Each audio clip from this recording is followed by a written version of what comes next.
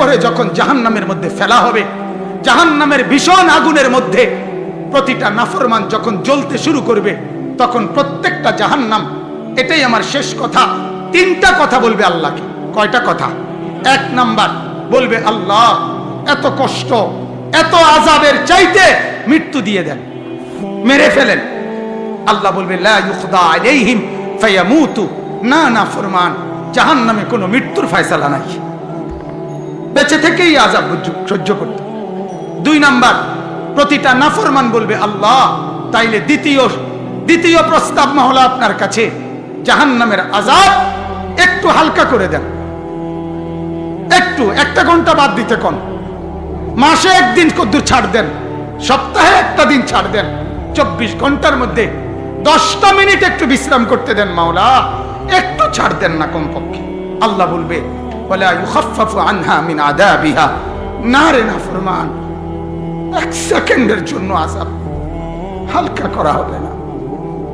না বন্ধু, দুনিয়াতে কেউ আগুন জ্বললে প্রথম যদি এদিক দিয়ে আগুন লাগে, ওই পর্যন্ত আইসা জ্বলতে জ্বলতে হইতে পারে সে মরে গেছে, মানে রুহ চলে গেছে। এরপরে যদি তার পুরা বডি আগুনে পুড়ে জ্বলে একেবারে পাউডারও হয়ে যায়, কয়লাও হয়ে যায়, তার আর কোনো অসুবিধা নাই।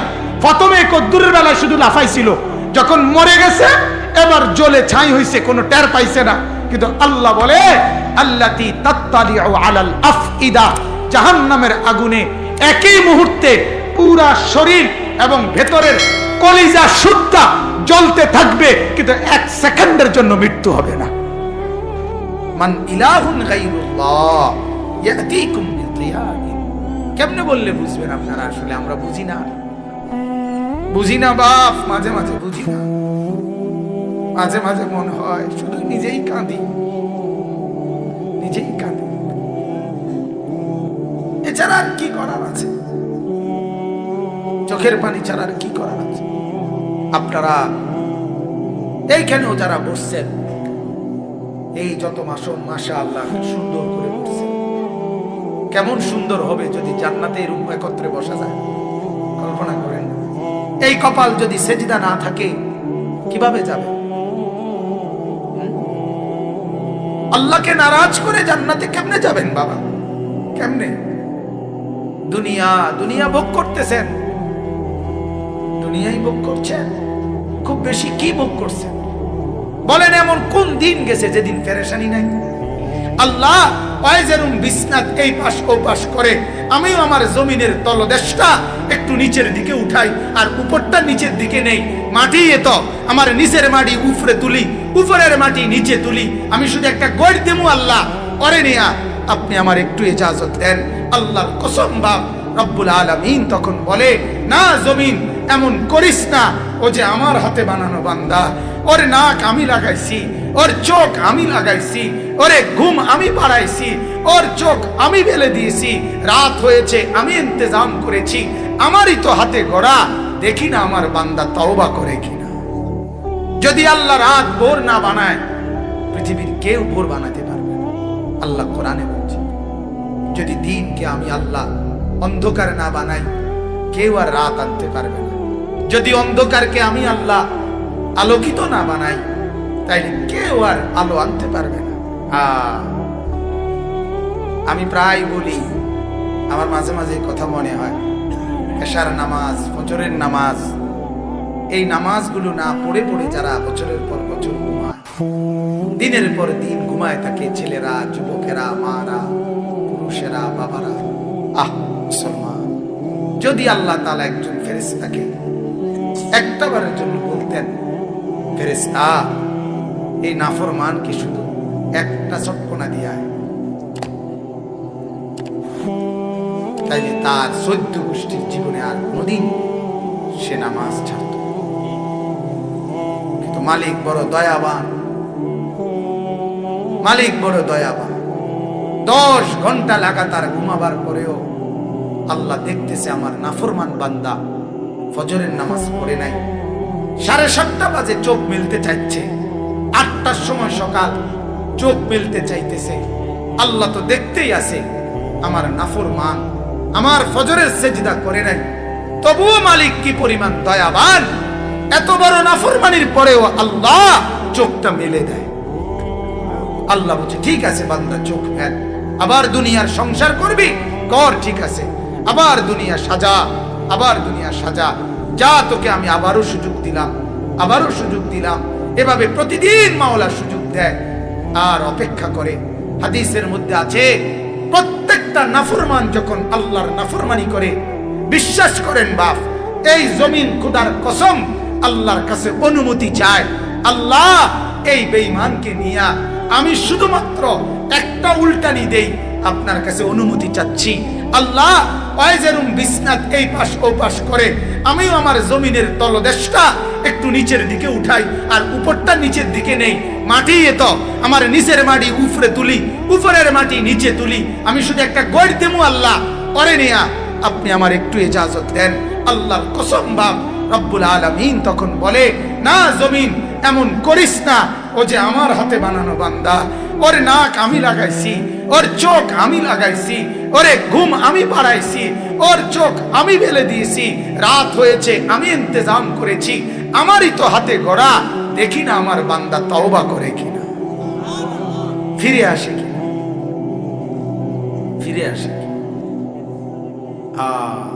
আনিবু ইলা রাব্বিকুম, আল্লাহ বলে তোমরা তোমাদের রবের কাছে ফিরে আসো বান্দা, আমি অপেক্ষায় আছি বান্দা, যেদিনে সুযোগ পাও আইসো, আসলে আমি মাফ করে দেব।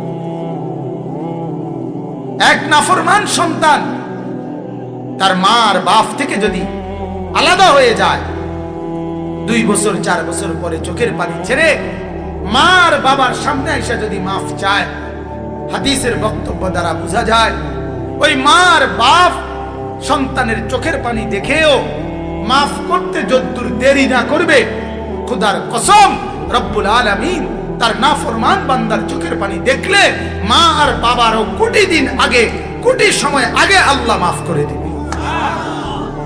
এমন যিনি তিনি আল্লাহ, এমন যিনি তিনি রহমান, এমন যিনি তিনি রহিম। এদিক সেদিক তাকায়েন না, আমার ওয়াজ শেষ হয়ে যাইতেছে। অতএব আমার ভাইরা, এটা আপনারা বোঝা উচিত, আমরা এটা বোঝা উচিত। আমাদের জিন্দেগি এভাবেই রাত, এভাবেই দিন পার হয়ে যায়। যুবকরা তোমরা একটাবার নিজেদের বিবেককে বলিও দোস্ত, নিজেদেরকে একবার প্রশ্ন করো, কিভাবে এভাবে লম্বা গত 6 মাস, গত 9 মাস, বছরের পর বছর একদিনও ফজরের নামাজের সেজদা দাও না? তুমি মুসলমান না? তুমি কি আল্লাহকে চেনো না? তোমার মা মুসলমান না? তোমার বাবা মুসলমান না? তোমারে আল্লাহ বানায় নাই? তোমার নাক চোখ আল্লাহ লাগায় নাই? তুমি কার ইচ্ছায় ঘুমাও বাপ? বলে তুমি কার ইচ্ছায় জেগে ওঠো? তোমার মুখের হাসি আল্লাহর দান, তোমার চোখের পানি আল্লাহর দান, তোমার রাতের ঘুম আল্লাহর দান, তোমার সকালের জেগে ওঠা আল্লাহর দান। এই হাত যখন ঘুমাইছো তখন তারা নাড়তে পারো না, এমনি পড়েছিল। আবার চোখ মেলার সাথে সাথে পুরা বডির স্প্রিং আবার সচল করে দিছে আল্লাহ। আল্লাহ যদি মাওলা সচল না করতেন দুনিয়ার কেউ পারত না। যদি আল্লাহ রাত ভোর না বানায় পৃথিবীর কেউ ভোর বানাতে পারবে না। আল্লাহ কোরআনে বলছে, যদি দিনকে আমি আল্লাহ অন্ধকার না বানাই কেউ আর রাত আনতে পারবে না। যদি অন্ধকারকে আমি আল্লাহ আলোকিত না বানাই তাইলে কেউ আর আলো আনতে পারবে না। মান ইলাহুন গায়রুল্লাহ ইয়াতিকুম বিদিয়াইন। কেমনে বললে বুঝবেন আপনারা? আসলে আমরা বুঝি না বাপ, মাঝে মাঝে বুঝি না, মাঝে মাঝে মনে হয় শুধু নিজেই কাঁদি। এছাড়া আর কি করার আছে? চোখের পানি ছাড়া আর কি করার আছে? আপনারা এইখানেও যারা বসছেন, এই যত মাসন মাশাআল্লাহ সুন্দর করে বসছেন। কেমন সুন্দর হবে যদি জান্নাতে এরকম একত্রে বসা যায়? কল্পনা করেন, ভাবেন না একবার যদি জান্নাতে একবার বসা যায় এমন কেমন মজা হবে। কিন্তু সেজদা বিহীন জান্নাতে কেমনে যাবেন? বন্দিগি বিহীন এই কপাল যদি সেজদা না থাকে কিভাবে যাবে? আল্লাহকে নারাজ করে জান্নাতে কেমনে যাবেন বাবা? কেমনে? দুনিয়া দুনিয়া ভোগ করতেছেন, দুনিয়াই ভোগ করছেন। খুব বেশি কি ভোগ করছেন বলেন? এমন কোন দিন গেছে যেদিন পেরেশানি নাই? কথা বলেন না ভাইয়া, কোন দিন গেছে? এমন একটা দিন গেছে নি পেরেশানি নাই? পেরেশানি ছাড়া কোন দিনটা গেছে? সিএনজির একজন ড্রাইভার তাকায় থাকে তীর্থের কাকের মতো, কখন একজন কাস্টমার আসবে। তার কলিজার ভিতরে অস্থিরতা। একজন কাস্টমার, একজন দোকানদার তাকায় থাকে একজন কাস্টমারের দিকে। এই তো দুনিয়া, সারাক্ষণ পেরেশানি। কখন জমবে কয়টা টাকা, কখন জমবে কয়টা খাবার, এই না? রব্বুল আলামিন বলেন, আমি আল্লাহ তাআলা যদি শান্তি তুলে নেই, আমি যদি রিজিক তুলে নেই, আমি যদি দুনিয়া থেকে তোমাদেরকে দুর্ভিক্ষ দিয়ে দেই, আমি যদি অভাব দিয়ে দেই, আমি যদি দারিদ্রতা দিয়ে দেই, কে আছে তোমাদের তোমাদের এই অভাব আর দারিদ্রতা দূর করবে? কথা বলেন না। যে হসপিটালে মানুষ সুস্থ হয়, ওই হসপিটালে মানুষ মারা যায়।